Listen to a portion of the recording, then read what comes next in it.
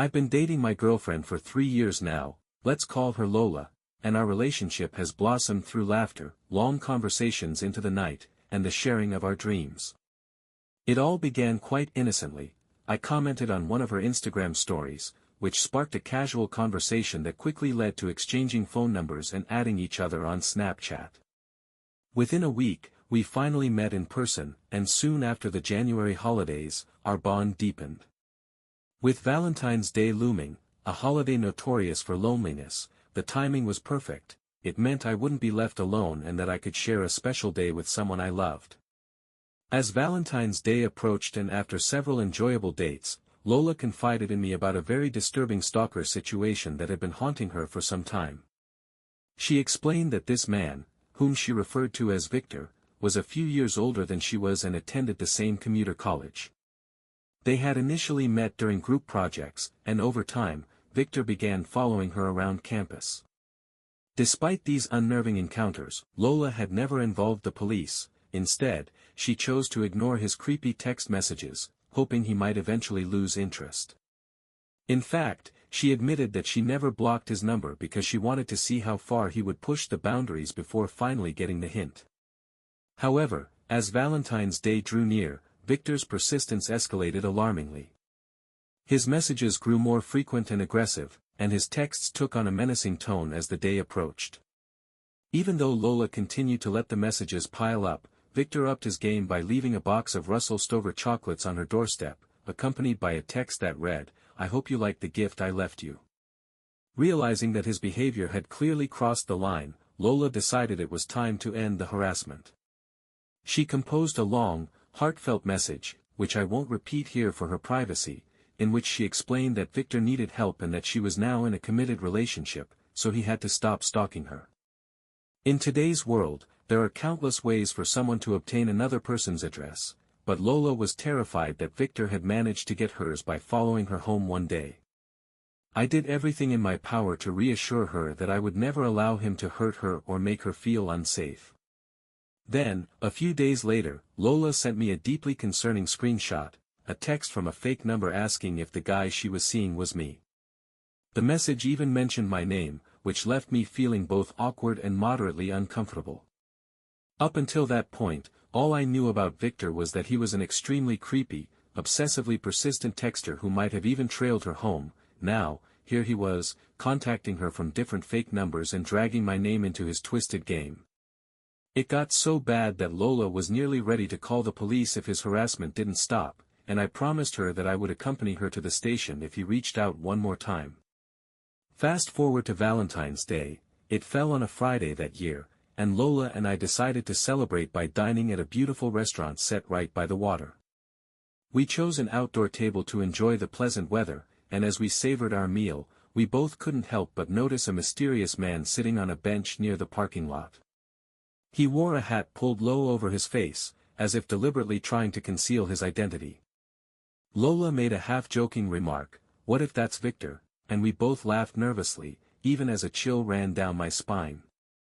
Then, as we exchanged glances, he tilted his head ever so slightly in our direction before quickly averting his gaze and walking away. In that moment, our laughter faded into uneasy silence as we questioned whether that stranger might indeed be the same Victor who had tormented Lola. After a few minutes, our conversation drifted to lighter topics, and we managed to enjoy the remainder of our dinner, though the strange incident lingered in our minds. Later that evening, eager to extend the night, we decided to keep hanging out. Since Lola's parents were at home and I had my rental to myself, we headed back to my place together. As we settled onto the couch and the atmosphere became more intimate, Lola suddenly pulled away and whispered, "Did you hear that? I heard something outside in the backyard." I asked if she wanted me to check it out, and she nodded almost imperceptibly. I slipped outside onto the backyard patio, expecting to find maybe an animal had disturbed something.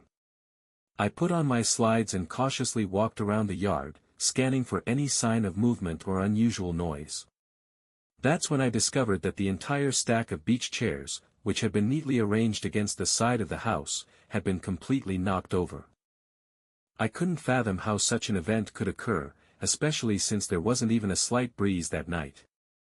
I then looked toward the dense bushes bordering our yard, and almost as if my eyes instantly detected something out of place, I fixed my gaze on an object that was tall and partially concealed among the leaves.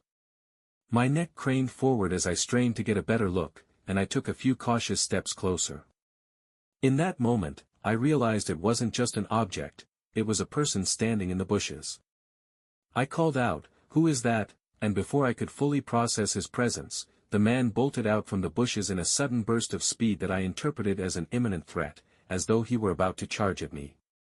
Taking advantage of his momentary disarray amidst the branches and twigs, I managed to bring him down to the ground while yelling for him to stay down, repeatedly calling Lola's name until she rushed outside. I urged her to immediately call the police. As the intruder struggled to break free, I maintained my grip on him, determined not to let him escape. When Lola finally emerged and spoke with the police over the phone, I asked her if the man on the ground was indeed Victor, the very same man who had been stalking and harassing her. She gasped, "Oh my God, yes, it is." At that moment, I noticed he was wearing the same colored shirt as the mysterious man we had seen earlier at the restaurant with the cap. Within minutes, the police arrived, swiftly handcuffed the man, and informed us that he would be charged with trespassing. After they reviewed the disturbing texts that Lola had shown them, detailing stalking, harassment, and obsessive behavior, the officers pressed charges. Ultimately, Victor ended up with a misdemeanor, a fine, and an order of protection against him. Now, if he ever dares to contact Lola again, he'll be arrested immediately.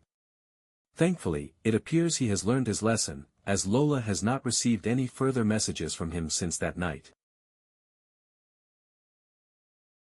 This happened 4 years ago as Valentine's Day was fast approaching. My boyfriend and I had planned a charming dinner, much like most couples do on this day of love.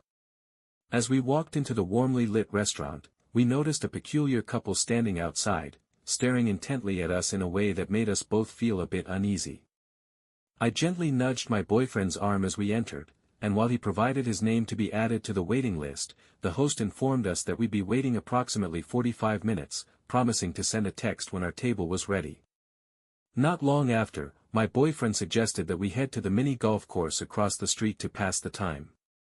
We walked back to his car, and at that moment, the woman from the couple suddenly stood up, held out her hand, and introduced herself as Mrs. Greddy. I found her approach quite strange, her mannerisms and the fact that she continued to keep her hand out as if expecting a prolonged greeting left me perplexed. I exchanged a polite handshake with her, trying not to be rude, while glancing at my boyfriend for reassurance. Mrs. Greddy then explained in a seemingly friendly tone that she and her husband thought we made a great-looking couple. As photographers, they believed we would be perfect for a photo session and insisted that we join them at their studio, claiming that the wait for our table was too long. She added that although she didn't have a business card, their studio was only a 5-minute drive away, and they could easily take us there. At that moment, red flags began flashing in my mind, and my boyfriend, equally unnerved, politely declined their offer, explaining that we had other plans for the evening. Even after we got into the car, I couldn't shake off the creepy feeling that had settled in. I whispered to my boyfriend about the unsettling nature of the encounter, and he nodded in agreement as we drove towards the mini golf course. Once inside, we were surprised to find the venue completely empty, a stark contrast to the lively energy we had expected. We tried to laugh off the strange incident, but an underlying sense of discomfort lingered. During our 5th round of mini golf, as we were about to move on to the next hole, I suddenly heard the entrance bell ring. I looked up and my heart sank when I recognized the same couple from earlier. Mrs. Greddy and her husband were standing just outside, watching us. As our eyes met, Mrs. Greddy gave me the most unsettling smile I'd ever seen, a smile that sent shivers down my spine. I immediately alerted my boyfriend, and together we agreed that we should wait in the car until we felt safe to leave. After about 15 minutes of anxious waiting, my boyfriend's phone buzzed with a text from the restaurant announcing that our table was ready. We quickly got back into the car, and as we drove away, I noticed that the strange couple was following us, their smiles growing wider as if they knew something we didn't. My boyfriend, whose last name is Rod, then made a comment that made my stomach drop even further when one of the men said we should face them, Gretty versus Rod. We both politely declined, not wanting to know how they had connected our details to his name. Not long after, we decided to call it a night and head back to my boyfriend's place, which was closer than mine. He insisted on paying the bill that night, as Valentine's Day traditions usually meant splitting the cost, but his mood was subdued by the entire bizarre episode. Later, as we were driving along a long, tree-lined road toward his home, we noticed a car that appeared to be trailing us.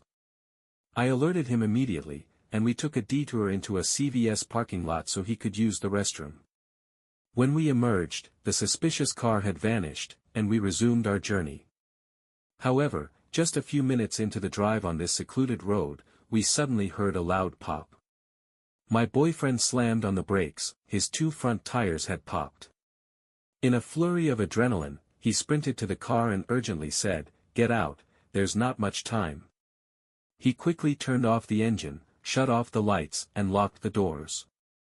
I was terrified and confused, and I suggested that we remain inside the car. But moments later, he pulled me out, and we ran into the surrounding woods, hiding behind clusters of trees and bushes. While we were concealed, my boyfriend called the police and explained our precarious situation. The operator instructed him to stay on the line until help arrived, though he eventually had to hang up as the tension mounted. We lay there in silence until we heard another car engine approaching. My boyfriend whispered for me to lie flat as the vehicle came to a halt nearby. Then, we distinctly heard the familiar, eerie voice of Mrs. Gretty, if that was even her real name, as she yelled, "You took too long." Moments later, we heard a car door slam, and then the vehicle sped away into the darkness. We remained hidden until the police arrived roughly 2 minutes later. After we recounted every terrifying detail to the officers, I called my sister to come pick us up while my boyfriend arranged for a tow truck for his damaged car. Although nothing further occurred that night, the unsettling encounter left an indelible mark, and even now, we never discovered exactly who those people were or what their intentions had been. This is a story that continues to haunt me every time I reflect upon it. I was very young when it happened, just 6 years old, an age when childhood memories start to crystallize with surprising clarity.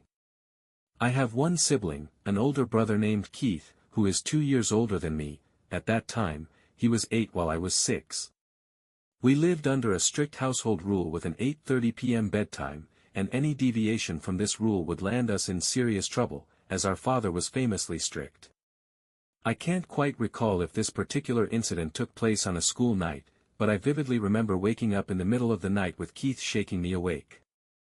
Keith and I shared a spacious bedroom upstairs, while our parents' room was located on the first floor. I was initially confused about why Keith had woken me until he whispered for me to be quiet and listen intently. As I strained to hear, I could make out a soft, almost imperceptible voice calling our names from downstairs, a voice that resembled our mother's in its gentle tone. I was about to get up to respond, but Keith firmly told me not to, insisting that it wasn't really Mom calling. I tried to protest, telling him to stop trying to scare me, but he urged me to move closer and listen again. Gathering my courage, I got out of bed and slowly approached our bedroom door, which opened into a small hallway leading to the bathroom and another room where our grandma occasionally stayed during her visits. Directly to the right of our room was a door leading to the stairway that went downstairs. I pressed my ear against the door and distinctly heard a quiet voice, almost as if it were softly calling, "Keith." "Mikey," I remarked that it sounded like Mom, but Keith insisted, "No, it's not." Despite my protests, he urged me to remain silent and listen further. Finally, summoning every bit of courage, I unlocked the stairway door and gently pulled it open to avoid making any noise. When the door was just ajar enough, I peered out and saw, as clearly as day, the silhouette of a woman standing at the bottom of the stairs.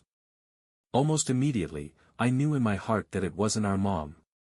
Before I could fully process my shock, the figure spoke in a strangely calm tone, "Hi sweetie, come down immediately." Terrified, I slammed the door shut, rushed back to our bedroom, and quickly locked our door.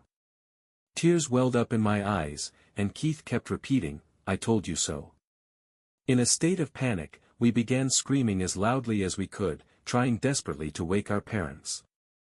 After a few long minutes of stomping on the floor and crying out, our parents finally burst into our room, pounding on our locked door. Initially, our father was angry at us for locking ourselves in, but once he saw how distraught we were, he sat down and listened as we recounted what we had heard. Our mother was particularly anxious and asked us to describe the mysterious woman, but we could only offer vague details. I vividly remember our dad dashing downstairs in a frantic search for the intruder. Later that evening, during dinner, I mustered the courage to ask our parents about the incident. They simply shrugged it off as the work of a random intruder, though I always suspected that they knew more than they let on. Keith and I later peered out the window when we heard the doorbell ring, only to see a police car parked outside our home.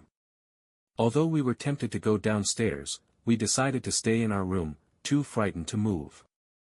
I remember begging our parents repeatedly to explain who it might have been and what had happened, but they always insisted they didn't know.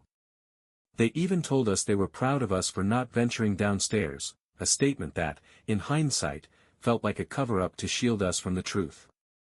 That night, the haunting sound of the mysterious scream and the inexplicable knowledge the woman seemed to have of our name still echo in my memory.